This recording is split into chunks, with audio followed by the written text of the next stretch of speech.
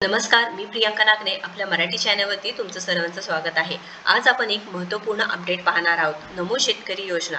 तर नमो शेतकरी महासन्मान निधी योजनेचे पैसे शेतकरी बांधवांच्या खात्यामध्ये येण्यास सुरुवात झाली आहे का नाही, नेमकी ही बातमी काय आहे, ही खरी आहे का 100% खोटी आहे, ही आज आपण पाहणार आहोत। तर इथे देवेंद्रजी फडणवीस यांनी स्वतः सांगितले होते की ट्विटर हँडलद्वारे, फेसबुकद्वारे की 29 मार्च 2025 पासून शेतकरी बांधवांच्या खात्यामध्ये नमो शेतकरी योजनेचे पैसे येणार व जे मागील राहिलेले जे हप्ते आहेत ते सुद्धा पैसे जमा होणार आहेत शेतकरी बांधवांच्या खात्यामध्ये। पण ह्या 3 ते 4 दिवसांमध्ये असं झालं आहे की पैसे येणार ह्या बातम्या दररोज येत आहेत, पण शेतकरी बांधवांच्या खात्यामध्ये पैसे का येत नाही किंवा प्रॉब्लेम काय होत आहे। आता काही जणांनी कमेंट सुद्धा केली आहे की इथे की आमच्या खात्यामध्ये पैसे का येत नाहीत किंवा बँक फेल्युअर रिझन येत आहे। PFMS वरती तुम्ही चेक करताय, DBFL म्हणजे काय आहे नेमकं, आता ह्याची संपूर्ण माहिती आपण या व्हिडिओच्या माध्यमातून पाहणार आहोत।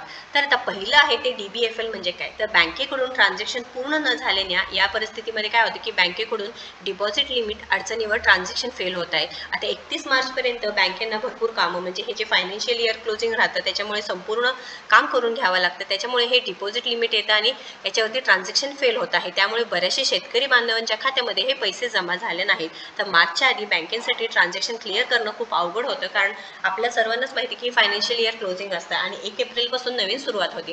तर आज पहाटेपासून काही शेतकरी बांधवांच्या खात्यामध्ये हे नमो शेतकरी योजनेचे पैसे सुद्धा देण्यात आले आहेत व जमा झाले आहेत। ज्यांना जमा झाले आहेत नक्कीच कमेंटमध्ये सांगा। तर 31 तारखेला बँकेचे ट्रान्झॅक्शन उशिराने क्लिअर झाले, त्यामुळे निधी मंजूर असतानाही बँकेकडून ट्रान्झॅक्शन पूर्ण होऊ शकले नाही। हे एक मुख्य कारण आहे की नमो शेतकरी योजनेचे पैसे शेतकरी बांधवांच्या खात्यामध्ये आले नाही। या संदर्भात कोणतेही गैरसमज करून घ्यायचं नाही, कारण सरकारने सांगितलेलं आहे, म्हणजे माननीय मुख्यमंत्री देवेंद्रजी फडणवीस यांनी स्वतः सांगितले